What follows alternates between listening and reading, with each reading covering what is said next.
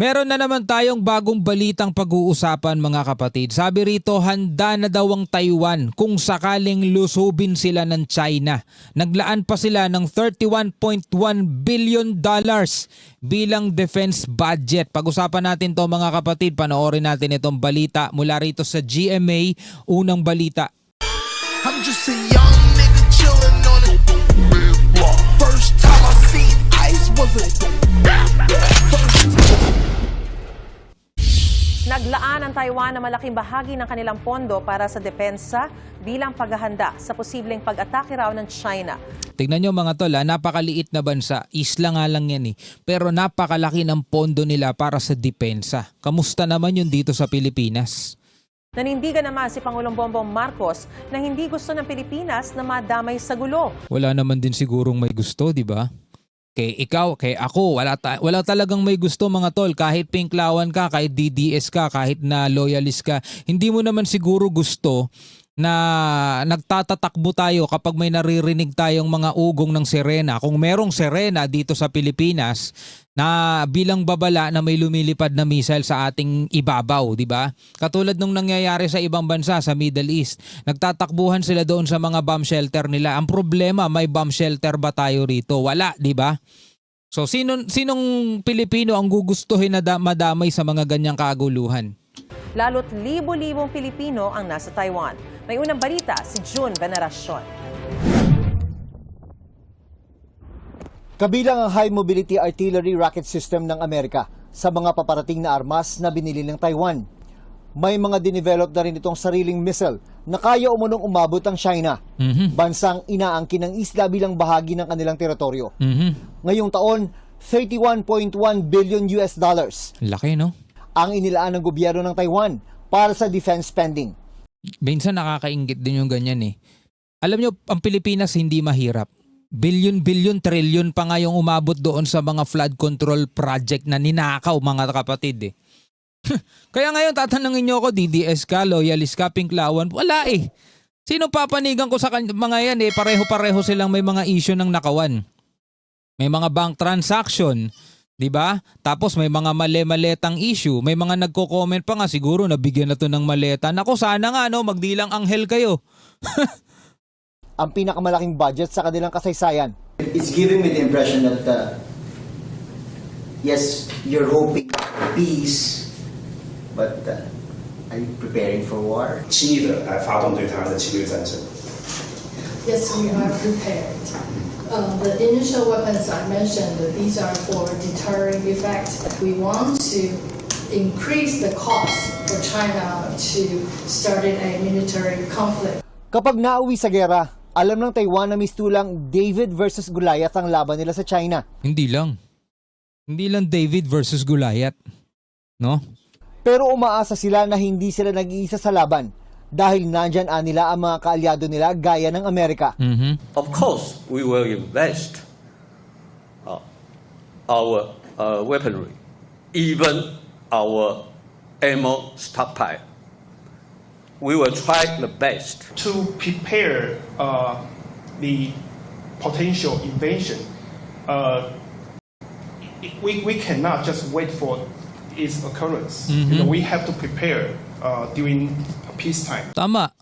'Di ba? Lagi naman ganoon Hindi mo naman pwedeng intayin na nangyayari na saka ka maghahanda. Natural, syempre, maghahanda ka during peacetime. Ngayon, ito yung pinakamagandang pagkakataon. Lalong-lalo na, 'di ba, noon pa man may babala na ang China na by the year 2027, which is few months na lang from now, magiging 2027 na, ang sabi ng China, hawak na daw nila ang Taiwan. So ito yung pinaka the best na time talaga at kailangan magmadali na talaga sila. Sa isang masalimuot na sitwasyon gaya ng digmaan, marami ang maaaring madamay kasama ang daang libong Pilipino sa Taiwan. Isa ito sa pinangangambahan ni Pangulong Bongbong Marcos. In the Philippines, we do not have a choice because Taiwan is so close to the Philippines and we have almost 200,000 Filipino nationals living and working in Taiwan. So we have many other considerations, but we end up in the same position that we want to avoid any confrontation. We want to avoid any hostilities because of and around Taiwan, simply because we do not want to be involved in any war. We do not want to be involved in any conflict. Sa tagal na ng problema ng girian sa pagitan ng Taiwan at China, nasanay na ang mga taga rito, kabilang na ang libu-libong overseas Filipino workers. Halos hindi na nga raw nila maramdaman ang tensyon. Sana lang daw, wag nang lumala pa ang sitwasyon. Hindi nila mararamdaman ng tensyon kasi mga tol, magaling ang gobyerno dito sa Taiwan. 'Di ba? Bakit ko nasabing magaling?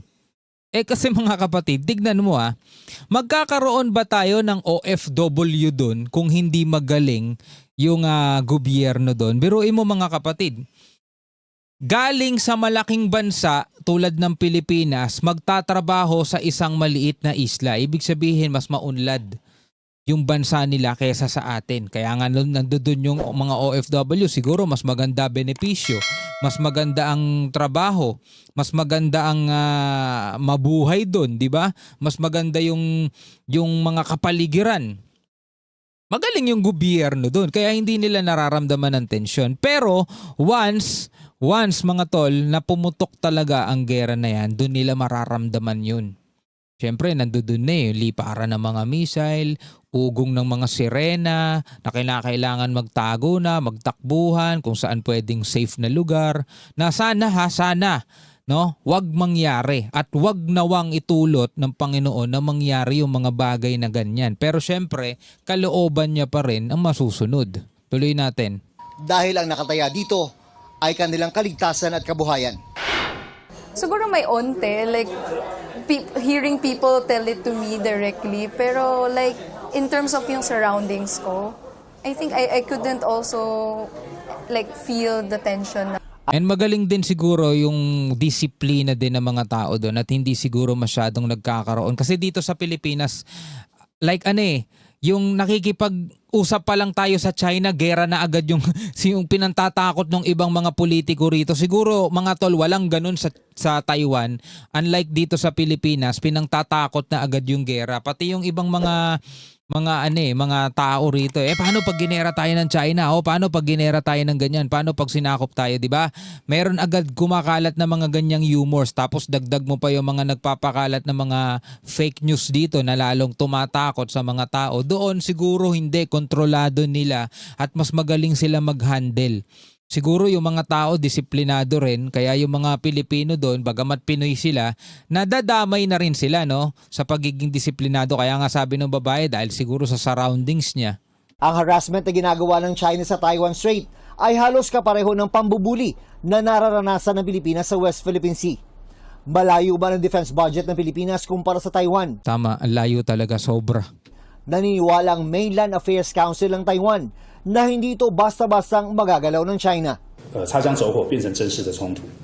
the Philippines, maybe you have a great advantage because you have a joint defense treaty with America, and China would not risk escalation of aggression into an actual military conflict.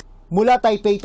Alright mga kapatid, bilang mga Pilipino, ano ang inyong masasabi dito sa balitang to? Sana, ulitin ko, sana ay hindi ganun kalala yung maging, kasi mga tol, hindi natin mapipigilan yan Kumbaga hindi natin kontrolado yan kahit na ayaw natin magkaroon ng gera dyan. Kung talagang loloobin nila ng mga leader na yan na maglaban-laban, wala tayong magagawa.